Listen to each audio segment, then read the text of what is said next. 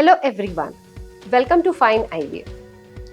Whether you are considering IVF treatment or just curious about how it all works, you are in the right place to learn more about this journey. My name is Dr. Dipali and I am the fertility expert at Fyne IVF. Today, we will dive into the journey of IVF, specifically focusing on the crucial steps involved in this transformative event. We already know that every month in a natural cycle, your body recruits around 15 to 20 eggs in the ovaries. 3 or 4 days later, the body selects only one of these eggs to go on for ovulation, whereas to increase chances of conception through IVF, we try to rescue all those 15 to 20 eggs and grow them to the point where we can collect and fertilize them with the partner's sperms inside a laboratory. Now let me explain the steps involved in this. Downregulation. Now this is the first step in IVF process. It involves temporarily suppressing the natural menstrual or hormone cycle. This is achieved through the use of medications called GnRH agonists or antagonists. Downregulation usually starts in the luteal phase of the menstrual cycle. It helps to quiet the ovaries and create a more uniform starting point for the next step. Purpose of downregulation is to prevent the premature release of eggs and to control the timing of ovulation during the IVF cycle. By suppressing the natural cycle, it allows the fertility specialist to have more control over the stimulation of the ovaries and specifically the timing of egg retrieval. After downregulation comes the second step, that is the ovarian stimulation. Now during ovarian stimulation, fertility medications are administered to stimulate the ovaries to develop multiple follicles, each containing an egg. These medications typically include hormones such as FSH, which is follicle stimulating hormone, and LH, which is the luteinizing hormone. These help the follicles grow and mature. Monitoring of the ovarian response is done through blood tests and ultrasound scans to track the growth and development of the follicles. Once the follicles have reached the appropriate size, a trigger shot of HCG or the human chorionic gonadotropin is given to induce the final maturation before they are retrieved for fertilization. Ovarian stimulation is a carefully managed process tailored to each individual's response to medications to optimize the chances of successful IVF cycle. The next step is egg retrieval. Once the eggs have matured, they are retrieved from the ovaries through a minor surgical procedure called egg retrieval. Egg retrieval is normally performed under sedation or a very short anesthesia to ensure your comfort during the procedure. Using ultrasound guidance, a thin needle is inserted through the vaginal wall into each ovary to aspirate the fluid and eggs from the follicles. The fluid is passed on to the embryologist to look for the eggs under a microscope. After the egg retrieval, you will be monitored for a short period to ensure there are no immediate complications. Some women may experience mild cramping or spotting after the procedure, but these symptoms usually subside quickly.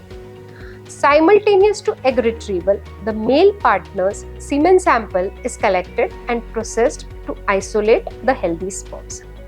In the next stage, retrieved eggs and healthy sperms are combined for fertilization in the laboratory. This process can be carried out the traditional way where the eggs and sperm are placed together in a dish. The process can also be executed using intracytoplasmic sperm injection, wherein a single sperm is injected directly into each egg by the doctor. After the fertilization, the embryos are monitored for a few days as they develop. The best quality embryos are selected for transfer into the uterus in the same cycle. Alternatively, these embryos are subjected to freezing and embryo transfer is planned later in a non-stimulated cycle. Each center may follow a different protocol for embryo transfer. The embryo transfer procedure is typically a quick and relatively a painless process. Using a thin catheter, the fertility specialist will carefully transfer the selected embryos into the uterus to the cervix. This is usually guided by ultrasound to ensure accurate placement of the embryo. After embryo transfer, you may be advised to rest for a short period before resuming normal activities. It's important to follow any post-transfer instructions provided by your fertility center, and it is important to avoid strenuous activities and strictly follow medication advice. Following the embryo transfer, you will need to wait for about 10 to 14 days before taking a pregnancy test to determine if the transfer was successful.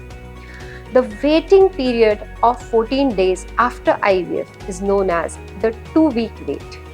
This is the period between the embryo transfer and a pregnancy test can accurately detect whether the transfer was successful. You will need to wait for about 10 to 14 days before taking a pregnancy test to determine if the transfer was successful. The waiting period of 14 days after IVF is known as the 2-week wait. This is the period between the embryo transfer and the pregnancy test. During this time, you should continue taking medications to support the early stages of pregnancy. Your fertility center will schedule a blood test or advise you to take a home pregnancy test around 10 to 14 days after the embryo transfer. This test will detect the presence of HCG, that is the human chorionic gonadotropin, the hormone which is produced during pregnancy. It's crucial to follow the recommended timing for the test to ensure accurate results. During the 2-week wait, it's important to focus on self-care, stay positive, and seek support from your healthcare team and your loved ones. Remember that every individual's journey through IVF is unique, and it's normal to feel a range of emotions during this waiting period. It's also important to note that IVF process can vary from person to person, and additional steps or adjustments may be needed based on individual circumstances. It's always best to consult with a fertility specialist for personalized guidance and support through the IVF journey. Thank you all so much for joining me on this journey through the steps of IVF. I hope you find this information helpful. Don't forget to subscribe for more content and updates on this journey. Take care.